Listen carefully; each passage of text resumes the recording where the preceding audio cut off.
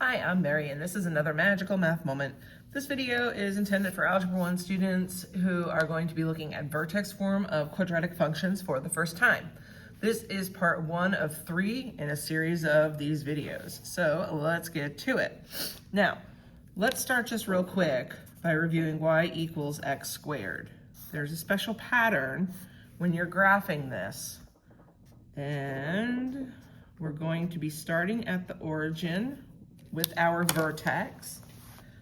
The pattern with x squared is to go up 1 over 1, and then from those points up 3 over 1. The vertical change increases by 2 each time. So next we would be going up 5 over 1, then up 7. And we can draw our curvy graph, and it's beautiful, and all is right in the world. Now let's say we have y equals negative x squared. All this is going to do is take x squared and flip it over the x-axis.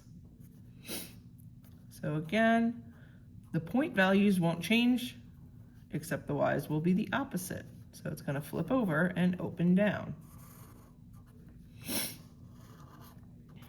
Okay, so if a is positive, greater than 0, the graph of the parabola is going to open up. Opens up. If the a value is negative, the graph opens down. Okay, the other thing that a impacts is the width of the graph. So if we were going to look at y equals 2x squared, this is going to change the vertical pattern by multiplying everything by 2.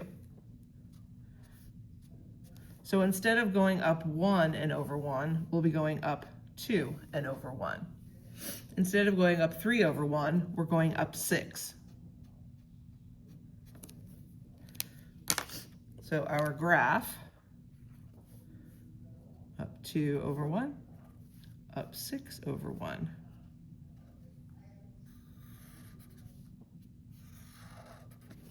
And you can see here the graph is definitely more narrow. If we choose a fraction, something like 1/2 x squared, you probably suspect that the graph is going to appear a little bit wider.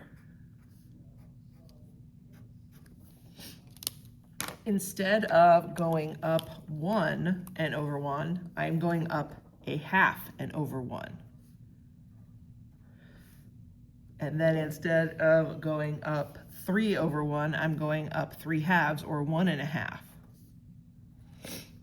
An easy way to graph 1/2 x squared with this pattern is to know that it's going to go through 0, 0, and 2, 2. Now, if the vertex shifts around, that'll be in later videos, then you would still, from that vertex, count up 2 over 2 if you've got an a value of 1/2 x, or an a value of 1/2 in front of that x squared. Okay. In the event we have something like negative 2x squared, y equals negative 2x squared, essentially we're going to take this graph and flip it down over. Okay. So when we're looking at the a values and their absolute value, if it's greater than 1, the graph is going to appear more narrow. If I do the same thing over here for negative 1/2 x squared, the graph is just going to flip over the x-axis. Okay? So, if the absolute value of a is greater than 1, the graph is going to become more narrow. We call this a vertical stretch. It's a type of dilation. Dilation is when the graph looks more narrow or wider.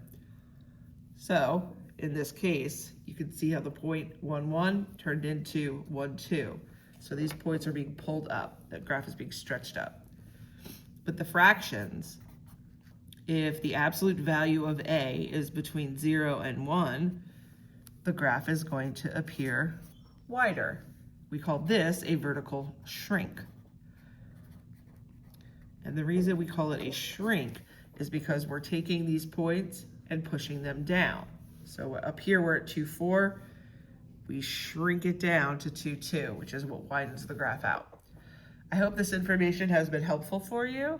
Please stay tuned for parts 2 and 3 so you can see the other effects of vertex form. I'll see you next time. Bye.